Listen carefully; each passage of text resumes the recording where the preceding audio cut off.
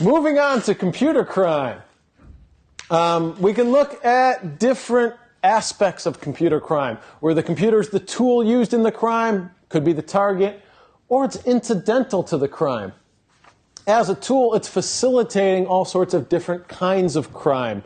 I have a bit of a trouble with this one in blaming the computer. I think it's sort of like blaming Alexander Graham Bell for every time someone makes a ransom demand over a phone. It's not really the fault of the computer. People are just using it the wrong way.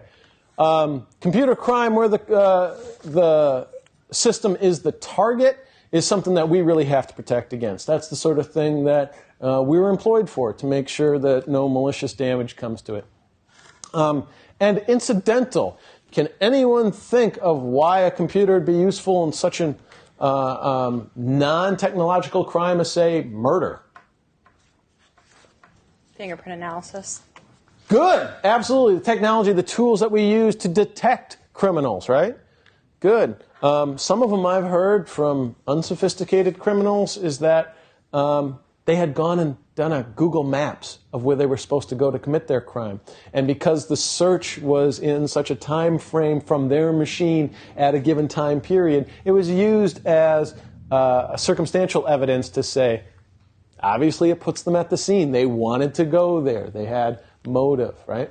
There have been cases where people have literally searched for how to hide a body, or where's a good place to hide a body, that kind of thing. That's, and that brings you to that certain level of criminal stupidity where, thank goodness they were dumb, because it gives us the opportunity to catch them and punish them. That's awesome. That's great. All right. There was something else I was going to say, but I've forgotten what that was. So, computer-based criminals can commit their crimes internationally with impunity. Unfortunately, law enforcement does not have that same luxury, or fortunately, law enforcement does not have that same luxury. They are forced to cooperate in a legitimate fashion with warrants, with extradition treaties, with notification of those governments where those attacks have been taking place. There are plenty of agreements between countries that allow these things to happen, but it slows them down. Still, that doesn't mean that we're not doing it. What's one of the largest foreign homes of attackers targeting North American targets, users, to perpetrate crime against? What's one of the countries where a lot of criminals are staging attacks from? China. Russia. The U.S. I'm not so sure about China. China's always a big threat, but Russia, it has been confirmed time and again, some very sophisticated attacks, mostly fraud going against targets here, some hacks as well. Anyone heard of, is it StormNet? Anyone heard of that?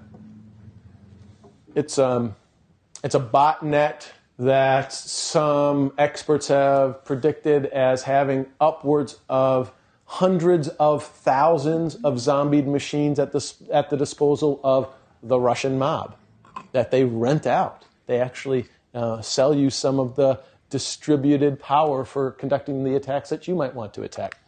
I know of at least one FBI operation that went and captured a couple of Russian hackers and extradited them here in cooperation with the Russian Secret Service. Anyone know how they caught the two perpetrators? They didn't have to hunt them down through the streets. They didn't have to do a car chase. They didn't have to kick down their door. They offered them free NFL tickets if they showed up. Offer them a job. They posed as an American security corporation recruiting people with mad skills, right? And they showed up. They were happy. They were in suits. They were all ready to go. Yeah. All right, questions. Questions about international aspects. Incident response. We've talked about that to a good extent. We're going to drill down on some of that a bit more. It's one of the things IT security folks have to be able to do. You need to be able to create that capability. You need to be able to participate in the response. And you've got to be able to get back to the last known good to recover business operations in a secure fashion. Again, you need to have good policy. You need to have a plan. You need to have senior management buy-in. Everybody has to be properly trained if they're going to be on the response team. It's not just like doing your normal everyday job. You have to look at it from a different perspective. Normal inclination of IT personnel is to do what when a system has a failure or a problem? Reboot. What's that? Reboot. Reboot. Just get right back into normal operations. Do whatever it takes to get there as fast as possible, including things that might destroy evidence, including things that might diminish your capability to detect deeper penetrations, right? So they have to be trained on how to go about incident response because it's a different form of operation. All these representatives might need to be a part of your team. And you may need to include others depending on what it is your core competency is and what your field is. We talked about triage. Again, what is it? Andy, what's triage? It's sorting out of priorities. Good, good. We're going to decide how vital it is that this thing has to be restored and in what time frame. Incident is initially detected by somebody who knows what they're looking for. That might be someone reviewing an IDS system logs and finding it in there. It might be the IDS system being aware of what that signature was and flagging it. And it might just be a common user who actually sees something that doesn't seem correct. Could come from external. Way before I ever got to work the day that the I love you bug went into the wild, there were already radio reports talking about it because it had hammered some other people. This is why I go to work late. No, that's not true. I do it because I hate waking up early. But there are some attacks that follow time zones. As people turn on their systems and come online, they get attacked. We sit often on the right side of the date line. Europe gets hammered before we do. So we get to at least have some awareness of it, and we can raise our shields and figure out what we're going to do. Got to get rid of those false positives. Again, what's a false positive? It's a detection of an incident that isn't actually an incident. If you can co-opt your user base and get them to be a part of your team, they are great IDSs, right? If they just say, hey, this doesn't look right, and raise it to your attention, that's a good thing. Every case is different. Although you're going to describe the qualities and conditions of what an event or an incident might be, declaring it is going to be left up to each circumstance because each one is different inherently. First phase, you're investigating what might have happened in an incident. You want to both reduce the impact and identify the cause because even though you want to return to ops, it's got to be reasonable. Do you just reboot every time? No. You may lose evidence. You may not catch sight of where the attacker has gotten into. And you want to make sure that as soon as you go back to normal ops, it doesn't happen again. There was one entity that I was working for where we did that, where we turned it on right after we had patched machines that had been infected, and we lost sight of the fact that this thing is still echoing around the internet, and it still hit some of our other machines that hadn't been patched, and those reinfected the network. It was a dumb move. It was a rookie move, but it happened. It happened. And you have to do it in accordance with law, with regulation, with your standards, and you have to be able to harvest evidence in a correct manner.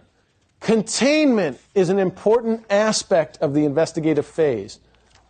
While you want to recover, and while the natural inclination is to just stop everything to minimize the impact, it's going to depend on your type of attack. Sometimes you're going to let the attacker continue doing what they're doing because you don't want to stop what they're doing right away. You want to continue to gather evidence. You don't want to alert them too soon. You don't want to make hasty decisions in your pursuit of avoiding penetration. That's tricky. That's a very hard turnoff. Managers, by and large, hate making that decision. That's a tough decision to make. And you need, again, to document it, capture that evidence. Analysis. Again, you're trying to find out what's really going on versus the symptoms of what's occurring, and you want to find that root cause, because even if you think you've defeated whatever it was, that may have just been the facade, and there might be something deeper there. You're going to be doing it in a limited time frame. Everybody's nervous. Everybody's upset. You're losing money. You're impacting your RTO and your RPO points, right? It's good if you have working relationships with law enforcement, with your ISP, and with other response teams. Why other response teams? Maybe somebody else has spotted it before you do. Maybe they will let you save yourselves even though you're a competitor. Mutual aid understanding, right? Why your ISP? Why is having a relationship with your ISP useful? What kind of attack aren't you going to be able to handle and you need your ISP's help on? DDoS. DDoS. There's absolutely no way you're going to be able to defeat that, is it? No. You have to have their help. Good. Good. All right. We've gone past the investigative analysis phase. We're into recovery phase. We want to get back to good operations. We want to get back to secure operations. Again, every single case is going to be dependent on the circumstances involving that particular case. There's no one-size-fits-all solution. You want to make sure that vulnerability is gone, is zeroed out before you try to restore. You can't just say, okay, we fixed this one problem from this one attack and leave the vulnerability in place. That's not risk acceptance anymore. That's just carelessness. And management makes that decision. Who are they going to look to before they sign their name on something that says restore? Us. They're going to look at the security people and say, is this the right thing to do? Oh, I'm going to document that you told me that. Thank you, Andy. Andy Cooper said it's a good idea. Why? Why are they going to do that? So when it goes wrong, they're not the one to blame? They want to share some liability, don't they? Here, have a big steaming plate of due diligence. Thank you. Thank you, Andy. Good. Does that obviate their liability realistically? No, but they want to make sure that you're in the loop there somehow, right? Good. Post-incident. Everybody's got to talk about it. Everyone's got to find out what went right and what didn't. You want to use, again, that output from that incident as input to how you're going to improve the process. Are there metrics for the response itself? What can you measure in a response? If it's not qualitative, what quantitative measures do we have? Time between discovery and resolution. That one's awesome. That one's great, right? How quickly did we detect it? How do we know that? Sometimes you don't know until you detect it. Sometimes you can. Sometimes that's part of the evidence gathering. We know how long it happened between the time they first got in and we detected it. Also, time between detection and escalation. Time between escalation and recovery. How soon did everyone on the team respond to the notification that they should assemble? How long did it take to gather sufficient evidence to go ahead and shut it down and contain it? Those are good metrics. Those are really good metrics. And again, you should deal with the public and the media. There's nothing wrong with letting people know that you got tagged. That's not a bad thing. Even if it harms your reputation in the immediate short term, it's not going to hurt you overall, again, as long as you're honest, straightforward, concise, all those things, and have a uniform message. And you don't lie. Good.